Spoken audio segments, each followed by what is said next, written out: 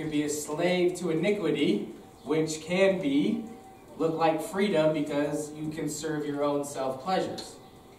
What is iniquity? Sin, slave to sin. Okay, also du kannst ein Sklave der Sünde sein und dann deinen eigenen Gelüsten dienen. In other words, I'm not going to be a slave to either. I'll just serve myself.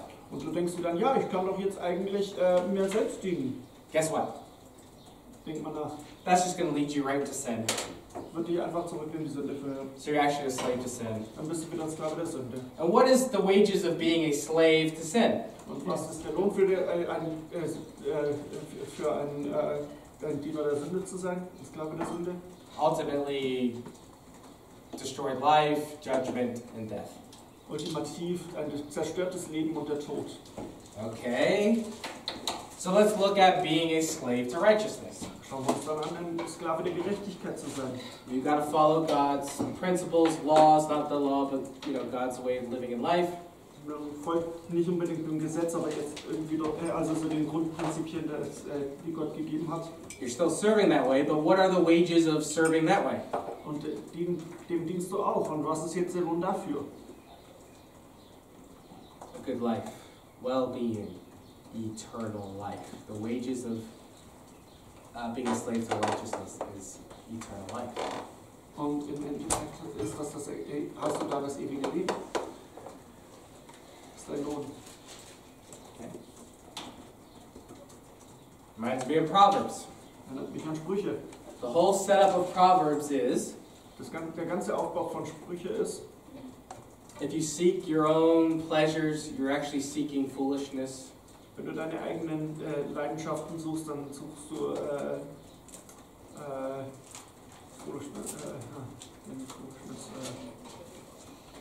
Idiot, Dummheit. And sin, which leads to ultimately is ruin and destruction in your life. Was dich letzten Endes nur zur Zerstörung führt. Think about the friends that you know or used to know that were the partiers, etc., etc. Denkt an eure Freunde, die ihr kanntet, die Party gehabt haben. It looks fun. Sieht nach Spaß aus. Look popular. Sieht beliebt aus. But you know what? A lot of their lives end in destruction. Aber wisst ihr was? Einige ihre Leben enden in Zerstörung. Broken relationships everywhere. Zerbrochene Beziehungen überall. Broken down finances. Zerbrochene Finanzen. Addictions. Süchte. On and on and on. Und so weiter. Now, you do the lame thing. Du machst jetzt entweder das Langweilige. Don't party. Du gehst nicht feiern. Don't do alcohol, don't do the drugs, don't do the sleeping around. Säufst nicht, nimmst keine Drogen und schlägst nicht rum. Go to church instead. Geh stattdessen in die Gemeinde. Let's be honest, church is often boring. Seien wir ehrlich, Gemeinde ist oft langweilig. I hate church services, I'll just be honest. Ich bin ganz ehrlich, ich hasse Gottesdienste. But what does it lead to? Aber wozu bringt es nicht? It leaves leading a life that God desires. Es hilft mir, ein Leben zu führen, das Gott toll findet. Pursuing good relationships. Gute Beziehungen zu verfolgen. Healthy relationships with gesunde Beziehungen. Various vices, whether it be food, alcohol. Mit allen möglichen Dingen, mit Essen, Alkohol. Family, sexual relationships. Familie, Sexualität. And what does that lead to? Und wo führt mich das hin? A life probably less likely broken finances. Weniger Probleme mit Finanzen. Less broken relationships. Weniger kaputte Beziehungen. Less addiction. Weniger Süchte. And generally just living healthy and well. Und generell einfach gesunder leben. Okay? Same. It applies physically in our life as well as spiritually. Es lässt sich physisch in unserem Leben anwenden und spirituell. Okay? Gut. So, also, the point is you're going to be a slave either to your own pleasures, which is sin, which leads to death and destruction, or you're going to be a slave to God and righteousness, which still doesn't sound great in the way it's termed, but that's going to lead to life. Und also entweder bist du ein Sklave der Sünde oder du bist ein Sklave Gottes und der Gerechtigkeit. Und wenn ein Sklave der Gerechtigkeit klingt zwar nicht geil, bringt aber nicht. So we we mentioned this in Galatians. What about the law? Ja, und wir haben das im Galater schon angeschnitten, aber wie ist das jetzt mit dem Gesetz? Well, Paul basically says you're no longer bound to the law. Paulus sagt ja, ihr seid jetzt nicht mehr ans Gesetz gefesselt. Why? Warum? Because if you died with Christ, you're no longer bound to any law. Weil ihr mit Christus gestorben seid, seid ihr nicht mehr ans Gesetz gebunden. You can't follow or break any laws. Ihr könnt keine Gesetze mehr brechen oder folgen. A dead man is released from the law. Ein Toter ist vom Gesetz freigelassen. In the same way, Es gibt ebenso marriage. Ehe. You're only married as long as you're alive. Du bist nur so lange verheiratet, wie bis du stirbst. You're only married as long as your spouse is alive. Nur solange dein Partner am Leben ist. So once they die, Also, als sie sterben, no one ring, no longer married. das ist nur noch ein Ring, da bist du nicht mehr verheiratet. So you're in the same way, you're not bound by that marriage law to that person. Also bist du dann nicht mehr an das Ehegelübde gehalten. Ja, zu dieser Person. Okay.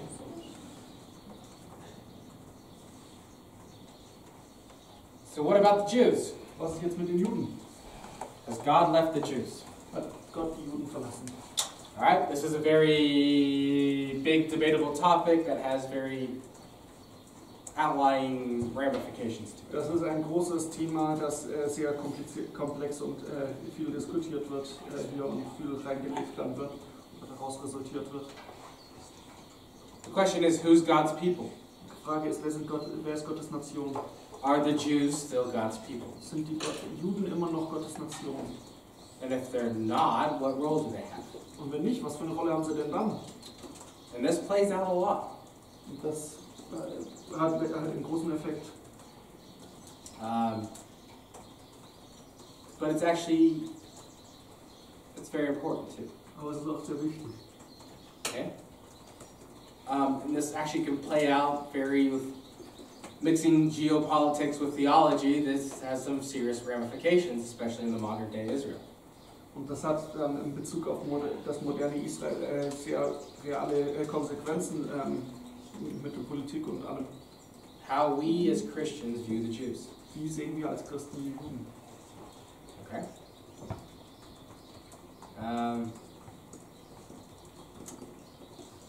So many aspects. I'm trying to see how to tackle this one. I mean, when you get to end times theologies, one of the aspects is the Jews will be saved, and we want to build another temple and all this stuff because we have to see this end time prophecy. Wenn es um endzeitliche Theologie geht, dann gibt es dann die Seite, die sagt, ah ja, wir müssen einen Tempel einen dritten Tempel bauen und so für die Juden und ja.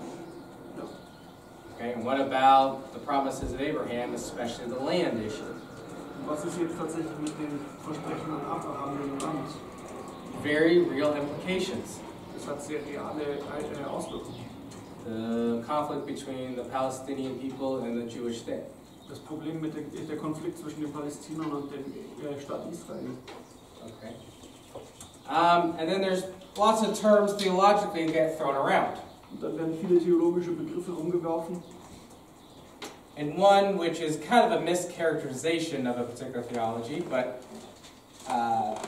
people that don't like the theology will call it replacement theology. Und viele Leute reden dann von einer Ersetzungstheologie. Which is just a bad title for it. Das ist ein sehr doofer Titel dafür. Okay.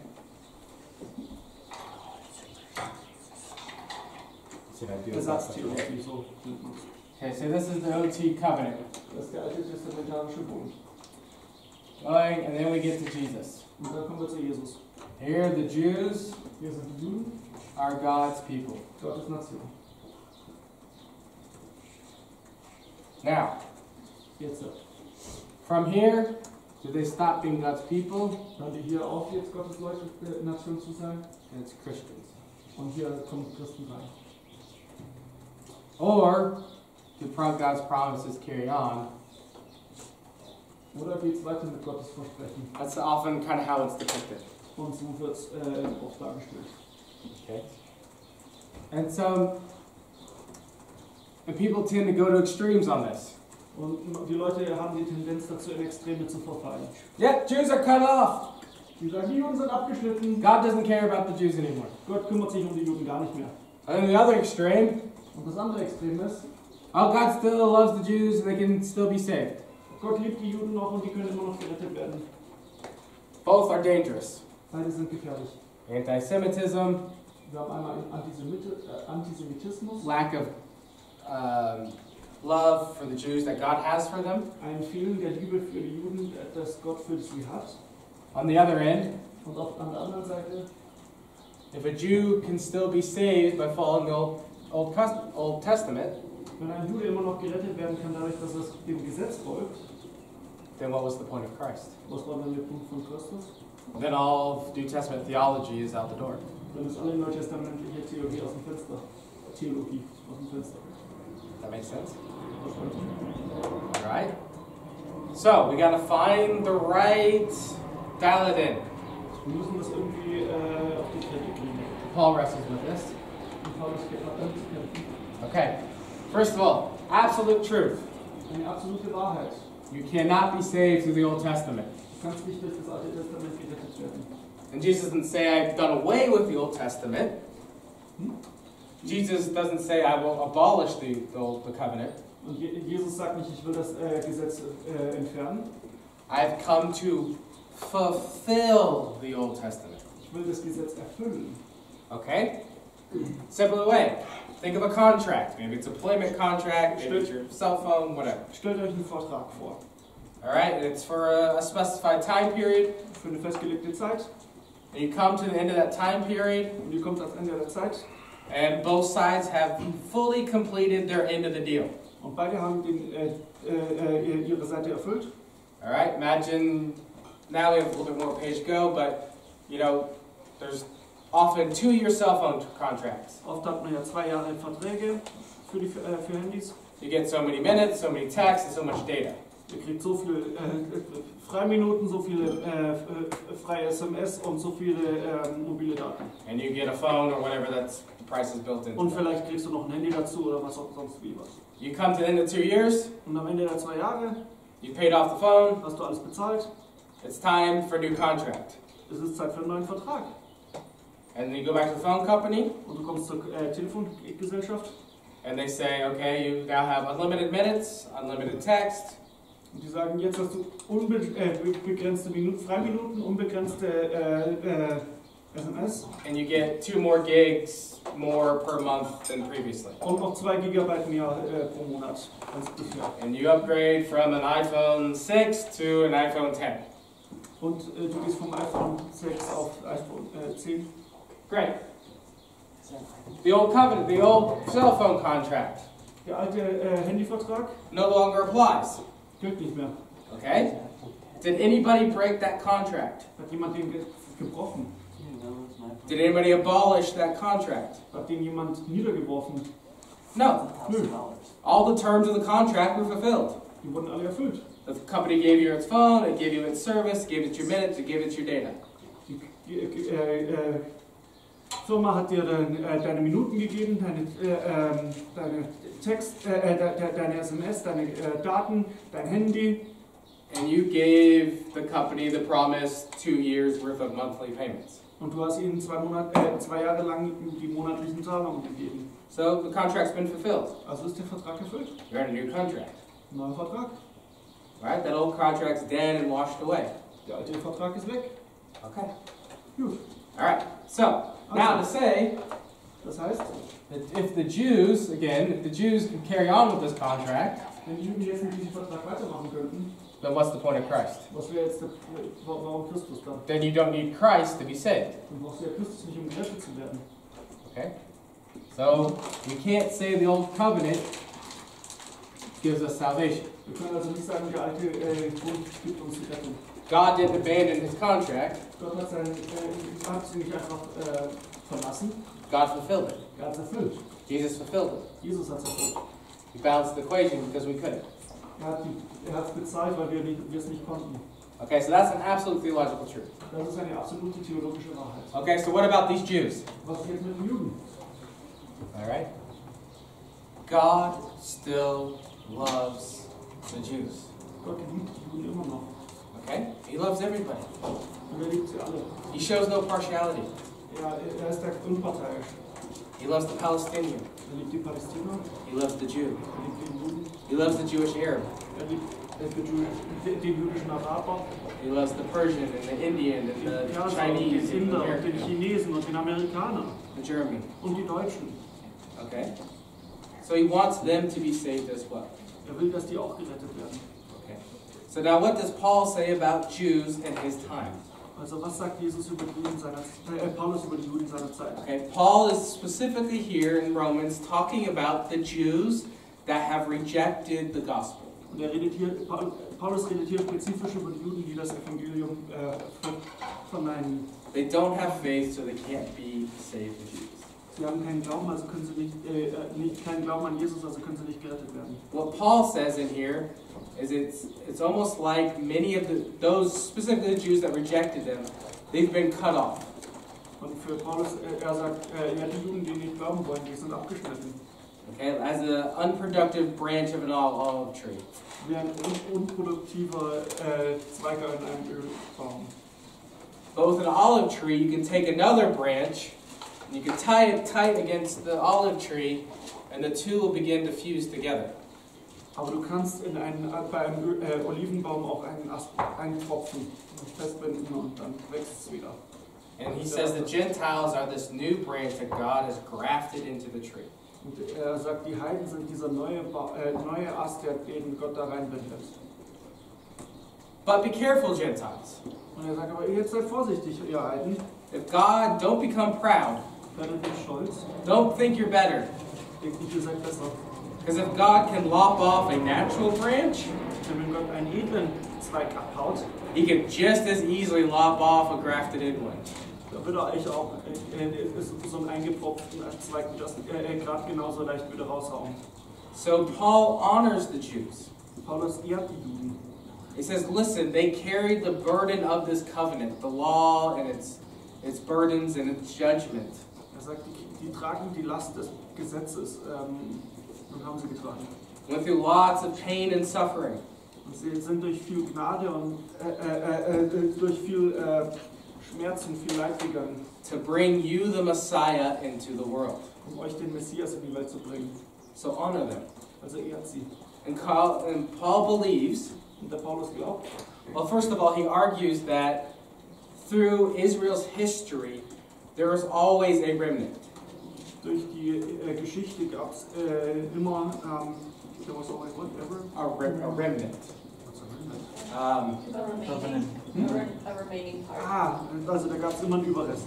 Okay, because even in Israel's history, we saw this interacting with like Elijah and Isaiah. Even though there was the nation of Israel, there was always just only really a handful of people inside that nation whose heart was fully following God. Wir haben gesehen, dass es in Israel immer nur so einen kleinen Teil gab, der Gott gefolgt ist. So there was actually within Israel, all of its history, actually only a select group of Israelites who are actually, again, faithful in heart and therefore actually walking with God. Also gibt es in der Gruppe Israels sowieso nur eine kleine Gruppe, die treu Gott nachgelaufen ist. And so at this time, there in Paul, there's some Jews who are coming to believe. Und zu dieser Zeit gibt es einige Juden, die gläubig werden. And these are the true Jews. Und dies sind die wahren Juden. As there always been. Und wie sie immer waren. Okay, but within that context, Paul says the Jews, a lot of the larger population of Jews have rejected Christ. Er sagt, der größere Anteil der Juden hat Christus abgelehnt. But Paul's hope is that it's the time of the Gentiles to come into the fold of God's people. Aber hat die Hoffnung, dass sie in aller Fülle sich Gott anschließen werden. And his hope is that as the Gentiles come in and as the Gentiles are blessed by God, that someday the Jews will become jealous again for God. Und dass die Juden eines Tages wieder eifersüchtig für Gott werden und wenn sie sehen, wie die Heiden alle zu Gott kommen.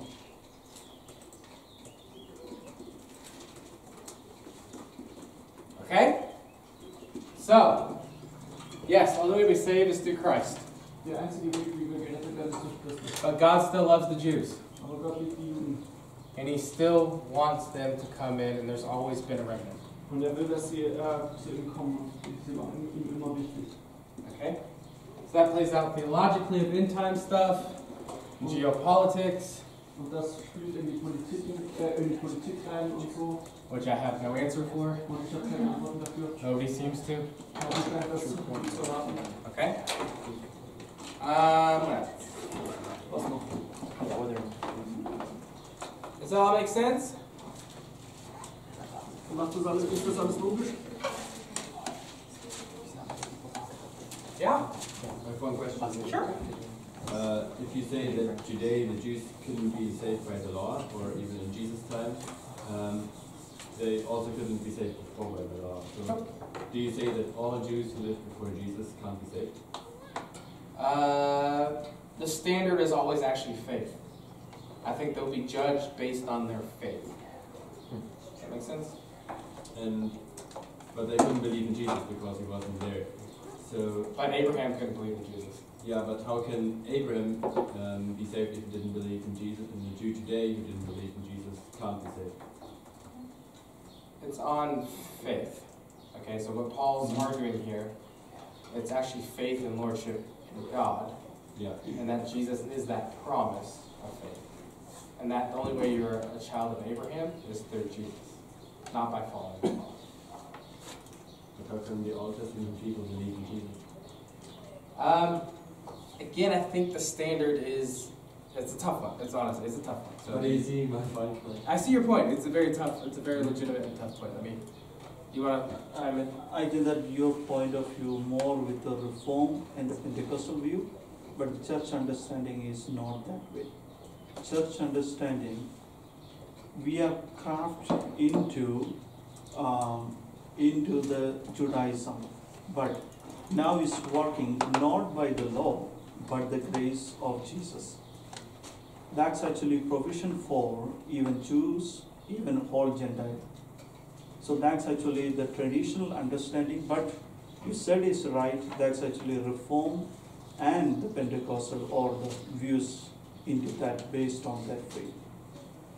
So that's actually, I would say in that way.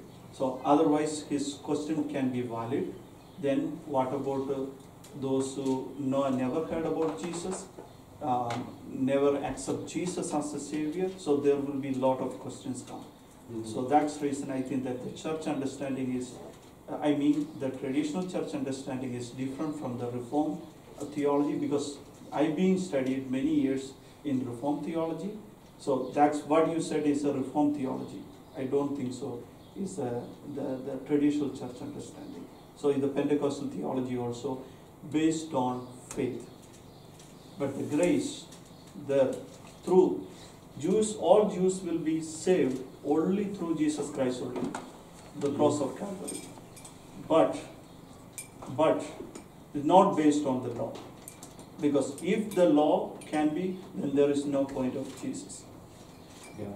So that's actually Paul trying to say, even Romans chapter 9, 10 and 11. So 11 also kind of giving some indication, even 11, 18 and the other part. So for me, my understanding, I will not close this conclusion anything, but I will still open to study more and space more to that. it is a big question. It's a tough question. Again, there's some other theologies too, as well as Christ descending into Hades to preach to the dead. Yeah. So, those who come.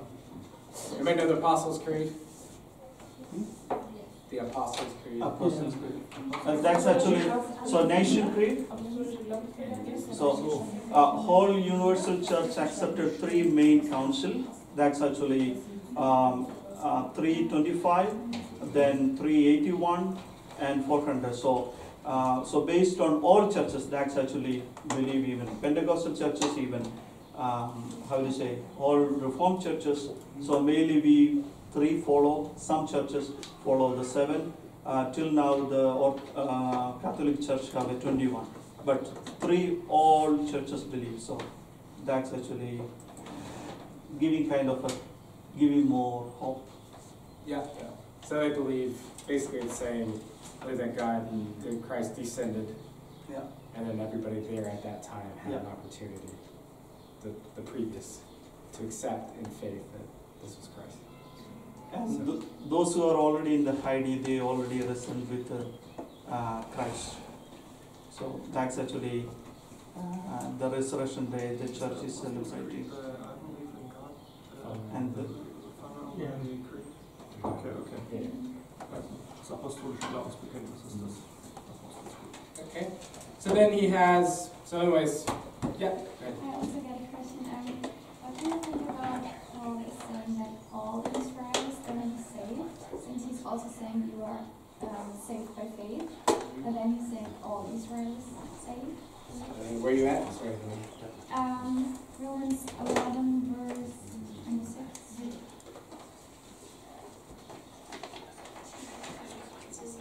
Unless there wasn't, and once you be aware of the partial hardening has come on Israel.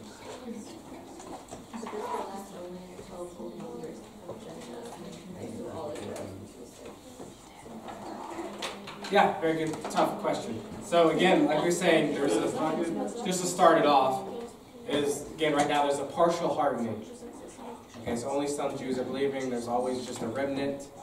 Okay, but Paul believes at the end of the day that the Jews will come in. I don't know exactly what that means. Yes. Paulus meint, irgendwann werden alle Juden glauben, aber was genau das heißt, keine Ahnung. We could go in a crazy direction. Wir könnten in eine verrückte Richtung gehen. There's a lot of debate about what is hell. Es gibt dann viel Diskussion darüber. Okay, there's right now sort of a traditional view of hell as being with a lake of fire and torture and all this stuff. Und dann gibt es die traditionelle Sicht, das ist ein Feuersee. But the reality is some very good scholars, believing men, are starting to really question how we think about hell. Und da gibt es einige, die wirklich hinterfragen, wie wir die Hölle betrachten. And that at least that it's eternal. Ob es endgültig ist. So now they're kind of more shifting to it's for a time period. Und manche sagen dann, Because es könnte nur für eine Zeit sein. If God's ultimate goal is to reunite all of mankind with himself, wenn Gott sagt, es ist eigentlich sein Ziel, die Menschen mit ihm zu vereinen, when he's ultimately revealed for who he is, wenn sich zeigt, für wer ist, everybody will recognize that he is God. Jeder wird erkennen, dass Gott ist. And he is gracious and good. Und ist gnädig und gut. So a lot of people believe that actually hell will be temporary or not as we think, and then at the end, that actually everybody will be brought into his heavenly kingdom. Dass am Schluss wirklich alle ins himmlische Königreich eingeschlossen werden. Again, this is all theology nobody can prove. Das ist alles nur Theologie und Theorie, die keiner One way or another. kann. There's a really good scholar by the name of Steve Gregg. Da gibt es einen Wissenschaftler, He teaches in a lot of SBSs and stuff. der viel unterrichtet in SBS. He wrote a commentary on the book of Revelation, all four views, side by side, together. Und der hat alle vier Blickwinkel über Offenbarung geschrieben, einen Kommentar dazu. If you read it, you probably can't tell what his personal view is. Und wenn du es liest, kannst du wahrscheinlich nicht erkennen, was seine eigene So Meinung he's a ist. serious, scholarly type. Also guter Wissenschaftler. And he wrote a book about hell. Und hat ein Buch über die Hölle geschrieben. And it came out in a controversial time when some people like Rob Bell and stuff were discrediting it. Und es kam zu einer schwierigen Zeit raus. I haven't read the Hell book. Ich habe es nicht gelesen. I've had some friends that read it. Ich habe ein paar Freunde, die es gelesen haben. And pretty much everybody's conclusion is, Und ungefähr alle kommen zu dem Punkt, I actually don't know what to think about hell anymore. ich weiß nicht, was ich über die Hölle denken soll. But the traditional view that we generally carry in the church, I think that's wrong. Aber es scheint, dass wir von der Tradition her falsch liegen. That's generally much the conclusion if you actually, and I've heard other scholars say this, because there's not a lot in the Bible actually what hell is. Und es steht nicht viel darüber, was die Hölle ist. Okay, so we'll get to you, but back to that original question about the Jews and Zurück zur Frage ultimately mit den Juden. at the end, Am Ende there's this idea that all men, all societies of all time will be redeemed. dass alle gerettet werden. It's floating out there, I'll put it that Die way. gibt's, die Theorie gibt's. So, can I make one statement of my understanding Sure. the traditional